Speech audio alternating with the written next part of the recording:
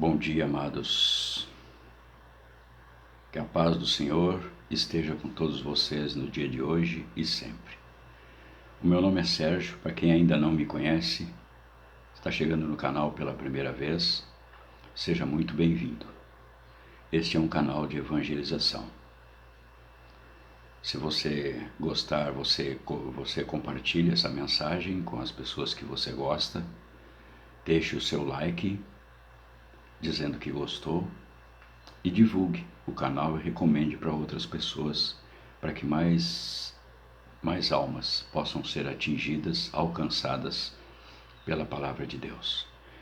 Bem, irmãos, hoje eu quero trazer uma mensagem que é muito instigante. Muita gente se pergunta isso. Eu também já me perguntei durante muito tempo a respeito desse assunto. É uma curiosidade. É sobre o arrebatamento. A pergunta é: quem vai ser arrebatado? Muitos falam, de quando será o arrebatamento? Se o arrebatamento será antes, durante ou depois da grande tribulação? Na verdade, existem três correntes de opinião. Tem aqueles que acreditam que o arrebatamento será antes, entre os quais eu me incluo. Tem os outros que acreditam que vai ser durante a grande tribulação. E tem aqueles outros que ainda acreditam que vai ser depois da grande tribulação. Bem, mas isso é um assunto para uma outra oportunidade. Por enquanto, o que está nos interessando neste momento é responder à pergunta: quem será arrebatado? Qual é o significado de arrebatar? Segundo o dicionário, arrebatar significa levar com violência ou de súbito, arrancar. Isso é arrebatar. Então, para podermos saber a resposta a essa pergunta, somos obrigados a examinar 6 livros que são mencionados na Palavra de Deus. São mencionados os seguintes livros na Bíblia. São 6, como já disse. São eles, então: o livro dos vivos. O livro dos vivos, esse não é o livro da vida, é o livro dos vivos. Nesse livro é que estão registrados todos os seres humanos que nasceram no planeta Terra em todos os tempos, até os dias finais. Nesse livro, com certeza, nós estamos. Lá no Salmo 139, versículo 16, diz assim: os teus olhos viram a minha substância ainda informe, e no teu livro foram escritos os dias, sim, todos os dias que foram ordenados para mim, quando ainda não havia nenhum deles. Então, mesmo antes do nosso nascimento, quando ainda estávamos em formação, Deus já nos viu. E já escreveu o nosso nome no livro dos vivos. E já foram escritos nesse livro todos os nossos dias, cada um deles, escritos e determinados, muito antes de nós termos vividos cada um dos nossos dias. Então, amados, já dá para a gente entender que nesse livro já está determinado quantos dias nós viveremos e o que acontecerá durante a nossa vida. O nosso roteiro está traçado. Deus já estabelece aí qual o propósito que Ele tem para a nossa vida. Esse é o livro de registro dos que vivem na Terra. ou que já viveram na terra. O segundo livro que é mencionado na Bíblia é o livro da vida do Cordeiro. Esse sim, esse é o livro da vida. Nesse livro, só está ou só estará quem confessou a Jesus como Senhor e Salvador da sua vida. Em Filipenses capítulo 4, versículo 3, diz assim: A ti, fiel companheiro de jugo, também peço que as auxilie, pois juntas se esforçaram comigo no Evangelho, também com Clemente e com os demais cooperadores meus, cujos nomes se encontram no livro da vida. Você aceitou Jesus? Você já confessou a Jesus Cristo como sendo o Senhor e como seu único e suficiente Salvador? Você faz alguma coisa em prol do reino de Deus? Então, o seu nome está no livro da vida do Cordeiro.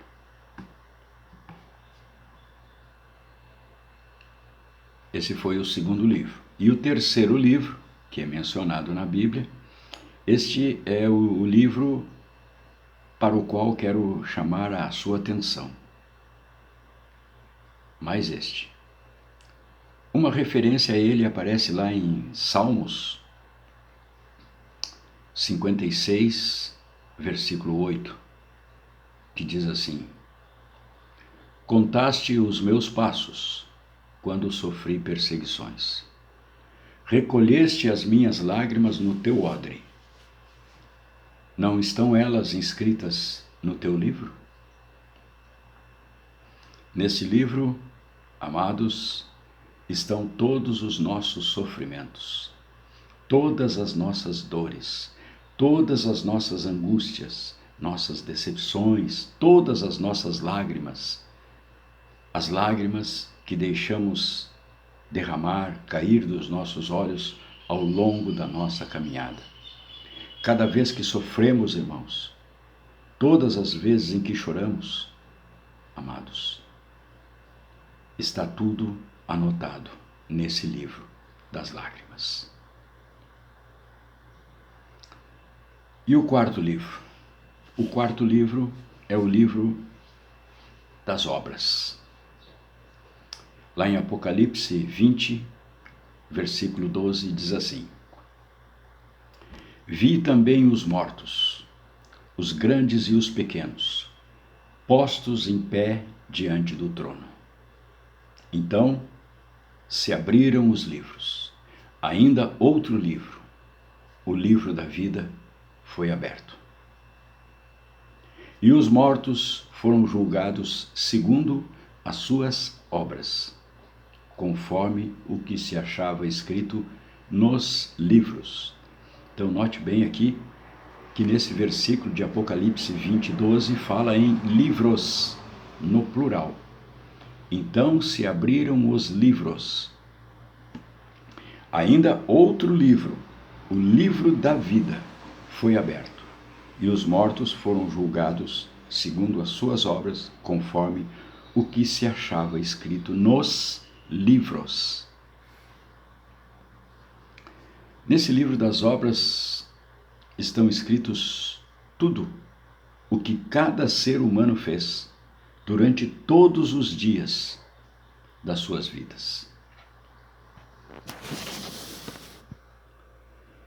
Imagine, irmãos, se é que podemos imaginar, o que cada um de nós fez de bom ou de mal em todos os dias das nossas vidas, mas não apenas os nossos dias, o que já é muito, mas de toda a pessoa humana que viveu nesta terra em todos os tempos e em todos os lugares. E todos serão julgados pelo que for encontrado ali. Muitos serão absolvidos, porém, muitos serão condenados. Um julgamento nada mais é do que isso, para considerar se alguém é culpado ou inocente. Mas pense num livro com muitas páginas. Na verdade, esse livro não é de páginas, como temos hoje, mas é um rolo. Imagina o tamanho do rolo, para poder conter todas essas informações. Bom, mas não se perca. Estamos no 4º livro. O que vimos até aqui? O livro dos vivos, onde estão inscritos todos os que viveram na terra. O livro da vida, onde estão todos os que aceitaram Jesus. O livro das lágrimas, onde todas nossas lágrimas estão anotadas. E o livro das obras, onde está anotado tudo o que fizemos. Então, vamos para o 5º livro, que é o livro dos 7 selos. Lá em Apocalipse, capítulo 5, versículo 1, diz assim: Vi na mão daquele que estava sentado no trono um livro escrito por dentro e por fora, de todo selado com 7 selos. Este é o livro que determina o que vai acontecer no mundo no período da grande tribulação.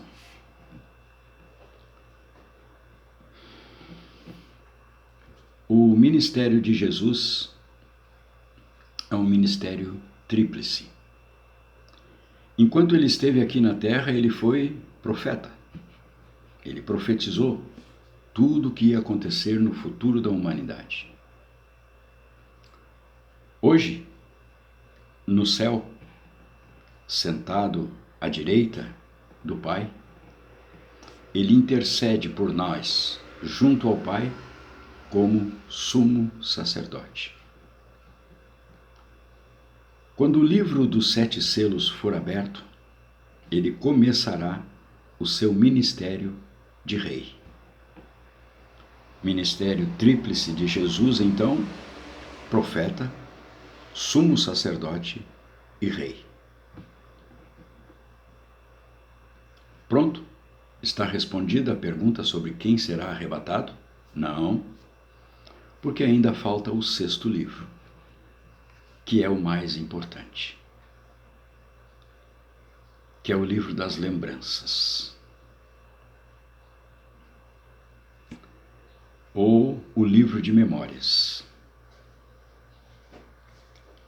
Nesse contexto desse livro de lembranças ou livro de memórias, 3 perguntas precisam ser feitas para finalmente termos a nossa resposta, que tem preocupado tanta gente.